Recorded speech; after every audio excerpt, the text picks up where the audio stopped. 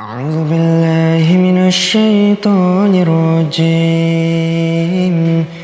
بسم الله الرحمن الرحيم.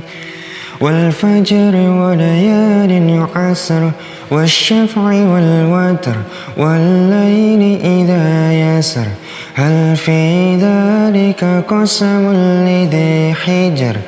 ألم تر كيف فعل ربك بعاد إرم ذات العماد التي لم يخلق مثلها في البلاد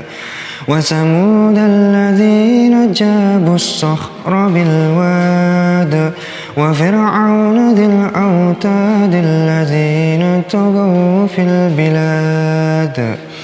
فأكثروا فيها الفساد فصب عليهم ربك صوت عذاب إن ربك لبالمرصاد فأما الإنسان إذا ما ابتلاه ربه فأكرمه ونعمه فيقول ربي أكرمن وأما إذا ما ابتلاه فقدر عليه رزقه فيقول ربي أهانن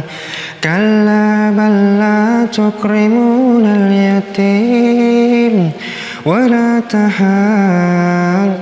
على طعام المسكين